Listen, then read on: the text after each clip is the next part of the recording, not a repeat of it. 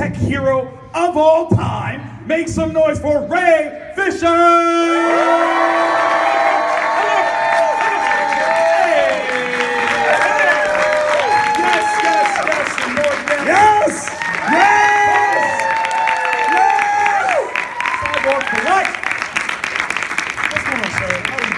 I'm doing well. Thank you for having me. Thank you for being here, Portland, today. Absolutely. I'm referring to you all as Portland. Yes.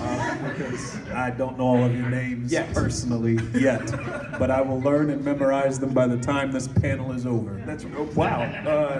I mean, Cyborg processes information very well and clearly, especially credit card information. So make sure you bring that on up too. That is real. That is real. Okay, so let's jump right into this with a very sincere question from one Victor to a guy who's played Victor. Were you always a comic book fan? I was always a fan of the characters, right. but I didn't have comic books growing up as a kid. Okay.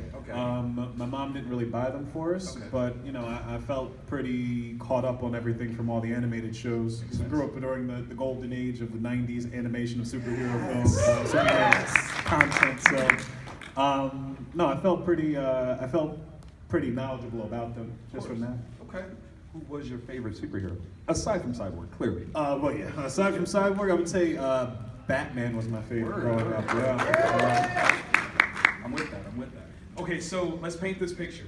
You are, a fantastic actor. Great career on stage, number one, right? Like you've done some awesome plays, but you're into the superhero biz, and you get the call, you're going to be Cyborg. Go. What happened? You scream and cry and roll around on the floor, yes.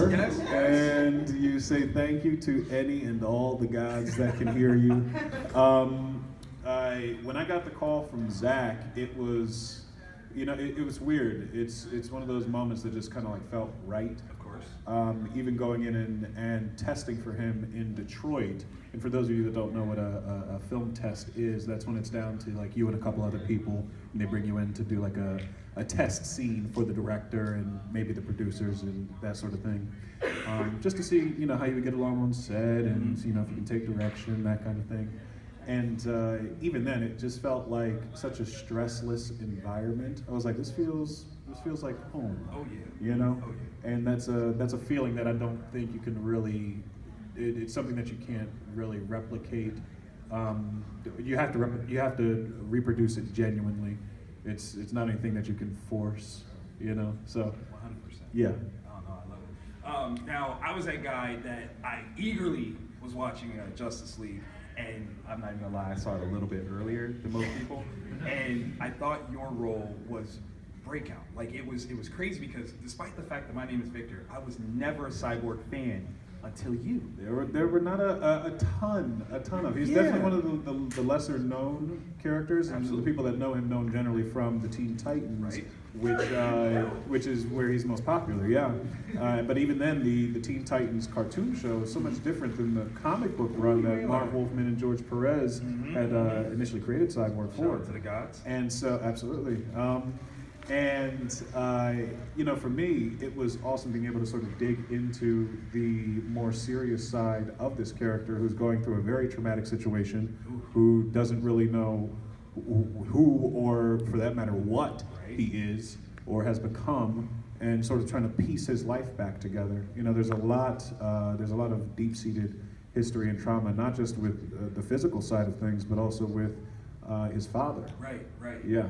Okay, so not to get too deep into the personal stuff, but that was such a pivotal piece. I have to wonder, like, were there ever any issues with you and your father that you were able to project on there? Because I believed y'all's issues. Like, I was there.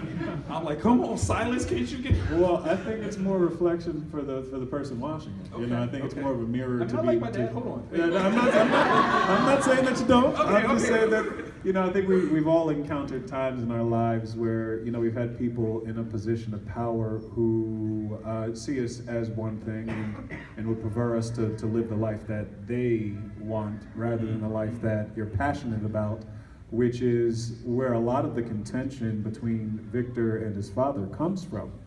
I think the other part, which something that we didn't get to see fully represented in the film, was the loss of Victor's mother. and that how that sort of drives a wedge between them as well. Because not only has he lost his body, he's lost his mother, he's lost his ability to play football, he's lost.